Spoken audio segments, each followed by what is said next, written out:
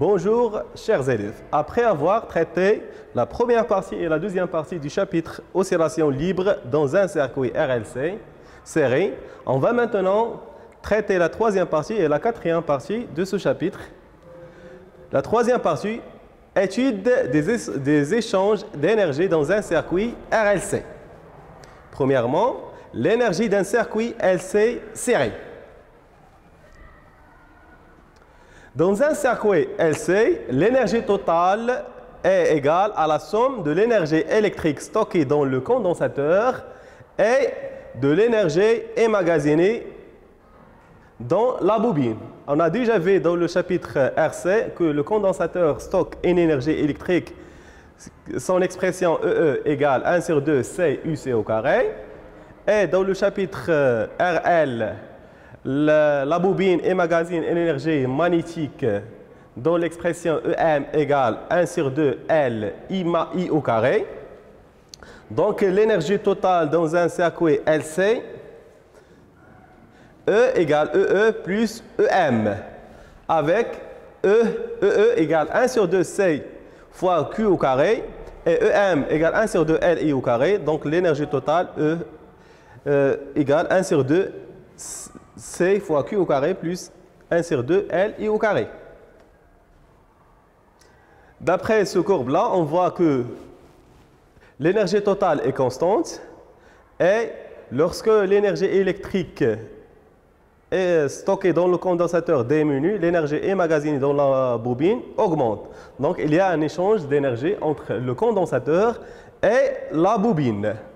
Si UC égale Umax, nous avons I égale 0.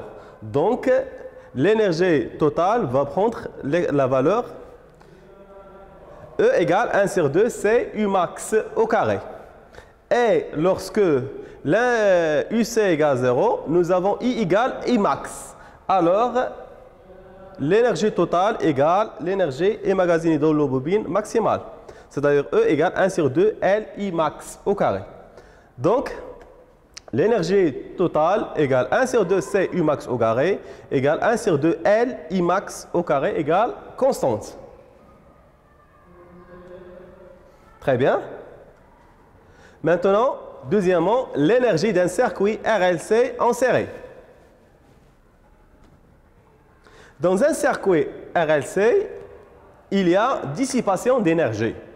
L'énergie E égale EE plus EM n'est plus constante. Elle diminue au cours du temps. C'est ça? Il y a toujours un échange d'énergie entre le condensateur et la bobine. Lorsque l'énergie électrique diminue, l'énergie emmagasinée dans la bobine augmente. Donc, il y a un échange d'énergie. Dans un circuit RLC, l'énergie totale égale EE plus EM. E total égale 1 sur 2 CUC au carré plus 1 sur 2 LI au carré. Par une dérivation de E total, dE total sur dt égale 1 sur 2 C fois 2UC DUC sur dt plus 1 sur 2 L 2I DI sur dt. Mathématiquement, le dérivé d'une fonction f au carré, c'est 2f f'. C'est-à-dire le dérivé de UC au carré, c'est 2UC DUC sur dt. Et le dérivé de la fonction I de t, c'est 2I DU sur dt. Avec I égale C DUC sur dt, alors dE sur dt égale C DUC sur dt fois DUC sur dt plus LI DUC sur dt. Donc on remplace I par son expression. UC fois C DUC sur dt plus LC DUC sur dt fois DI sur dt. DI sur dt égale C d carré de UC sur dt au carré. Donc on factorise par C DUC sur dt. Det au total, on trouve que det au total égale, det au total sur dt égale UC plus LC d carré de UC sur dt au carré, facteur de C DUC sur dt. Puisque dans l'équation différentielle, on a l'expression de l'équation différentielle l'équation différentielle vérifiée par UC dans le circuit RLC s'écrit sous la forme SC d carré de UC sur dt au carré plus RC DUC sur dt plus UC égale 0. Donc, LC DUC sur DT plus UC égale moins RC DUC sur DT. On va remplacer cette expression. On trouve que DT au total sur DT égale moins RC DUC sur DT fois C DUC sur DT. Ou puisque I égale C DUC sur DT, alors DT au total sur DT égale moins R I au carré qui est inférieur à 0. Donc l'énergie totale décroît. Dans un circuit RLC, il y a toujours échange énergétique entre le condensateur et la bobine. Mais il y a dissipation d'énergie par effet Joule, transfert thermique dans les résistances. Donc, il y a amortissement des oscillations. Maintenant, on va passer à la quatrième partie de ce chapitre, l'entretien des oscillations. Pour entretenir les oscillations d'un circuit RLC libre, il faut apporter au circuit par l'intermédiaire d'un dispositif la même quantité d'énergie qui a été perdue. C'est le rôle du dispositif d'entretien. On réalise le montage suivant dans lequel le générateur G, c'est ça, dans lequel le générateur G délivre une tension proportionnelle à l'intensité du courant qu'il débute. UG égale R0 fois U. Très bien, le générateur G est introduit dans le circuit RLC. Donc, dans quel cas on dit que ce générateur entretient les oscillations? Donc, pour faire ça, on va déterminer l'équation différentielle. D'après la loi d'additivité des tensions, on a UG plus UR' plus UL plus UC égale 0. UG égale R0 fois U. UR', la tension au borne du conducteur ohmique égale R' fois I. UL, la tension au borne de l'inductance égale L dI sur dt plus RI et plus UC. Très bien. On va remplacer ce qui donne que L dI sur dt plus R' plus R plus moins R0 fois I plus UC égale 0. On prend R égale R plus R'. Et on a I égale C de UC sur dt. Alors dI sur dt égale C d carré de UC sur dt au carré. Très bien. Alors l'équation différentielle s'écrit sous la forme SC d carré de UC sur dt au carré plus R moins R0 C de UC sur dt plus UC. Avec R, c'est la résistance équivalente du circuit RLC. Si la résistance R0 est choisie égale à la résistance R du circuit RLC, l'équation devient sous la forme, ou bien c'est l'équation d'un circuit idéal LC. C'est l'équation différentielle d'un circuit LC non amorti de période propre T0 égale 2pi racine de LC. Les oscillations d'un circuit RLC serré peuvent être entretenues par le générateur G qui compense les pertes d'énergie par effet Joule.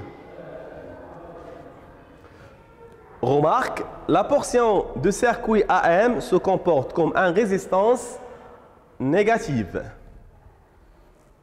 Maintenant, on va passer à un exercice. Cet exercice, c'est la deuxième partie du examen national 2016, normal, session normale.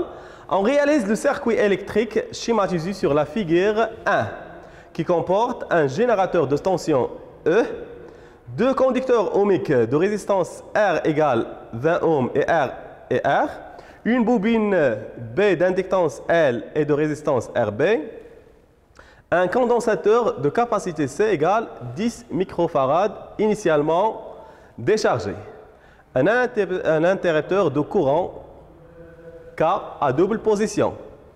On place l'interrupteur K en position 1. Une fois le condensateur est totalement chargé, On bascule l'interrupteur K vers la position 2 à un instant que l'on choisira comme nouvelle origine des dates t égale 0.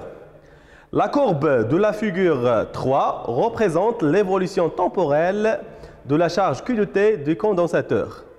Premièrement, identifie le régime oscillatoire qui correspond à la courbe de la figure 3. Deuxième question, en assimilant la pseudo-période à la période propre de l'oscillation électrique, détermine l'inductance L de la bobine. Troisième question, calculer la variation delta E de l'énergie totale du circuit entre les instants t égale 0 et T2 égale 18 minutes. Puis interpréter ce résultat. Oui, c'est la courbe. Pour entretenir la deuxième partie de cet exercice, pour entretenir les oscillations, on monte en série avec le condensateur et la bobine B précédemment étudié un générateur G qui délivre une tension proportionnelle à l'intensité du courant électrique UG égale KI. Établir l'équation différentielle vérifiée par la charge Q. On obtient des oscillations électriques sinusoïdales lorsque la constance K prend la valeur K égale 11 dans le système d'unité internationale. On déduire la valeur de la résistance électrique RB de la bobine B. Très bien. Première question, c'est quoi? Le régime oscillatoire qui correspond à la courbe de la figure 3, c'est un régime pseudo-périodique. Car la charge maximale diminue au cours du temps. Donc, pour déterminer, deuxième question, déterminer l'inductance de la bobine. Pour déterminer l'inductance de la bobine, on utilise la relation T égale T0 égale 2pi racine LC. Alors, L égale T au carré sur 4pi carré fois C. D'après la courbe, on a le pseudo-période T égale 6 millisecondes. Application numérique, on trouve que l'inductance L égale 9, 10, moins 2.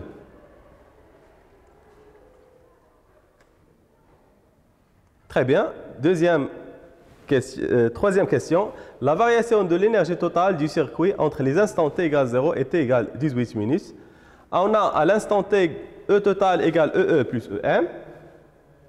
À l'instant T1, E total de 0 égale EE de 0 plus EM de 0 égale 1 sur 2C Q au carré de 0 plus 1 sur 2L dQ sur dt à l'instant T égale 0.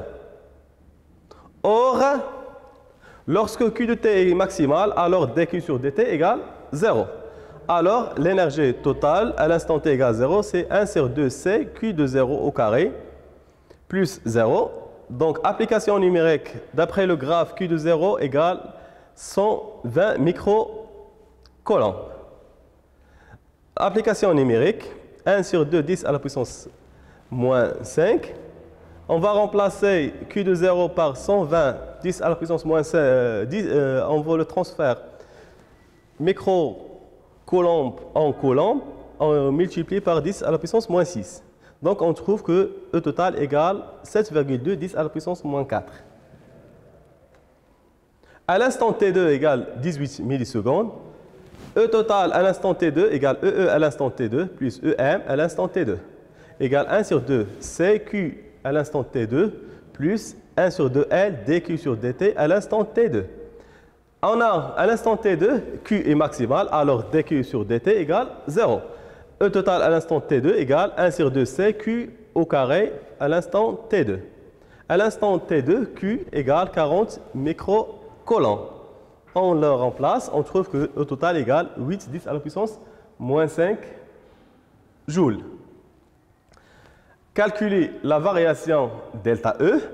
Delta E, c'est E total à l'instant T moins à l'instant T2 moins E total à l'instant T1 égale moins 6,4, 10 à la puissance moins 4 joules, comment il est négatif. L'interprétation. Delta E total est négatif, alors il y a perte d'énergie sous forme de chaleur à cause de la présence de la résistance de la bobine B dans le circuit électrique.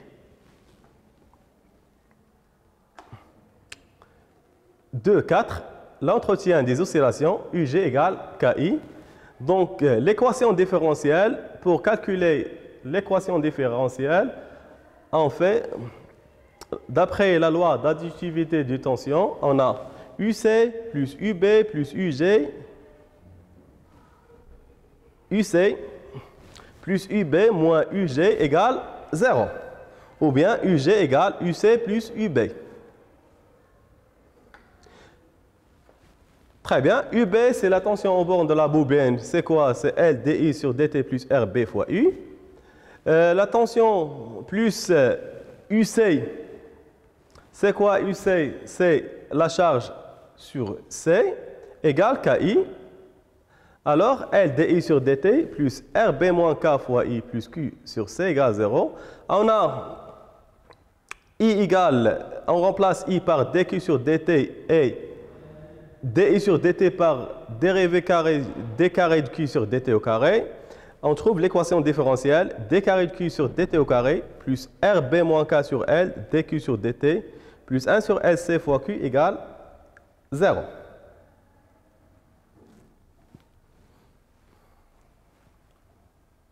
Très bien. Maintenant, la résistance électrique RB de la bobine B. Très bien. Les oscillations électriques sont sinusoïdales lorsque ce terme-là est nul. C'est-à-dire l'équation différentielle, c'est l'équation d'un circuit LC idéal. Donc RB moins K sur L dQ sur dt va prendre la valeur 0. C'est-à-dire, puisque dQ sur dt est différent de 0, alors RB moins K égale 0, ou bien RB égale K égale 11 ohms. Merci de votre attention.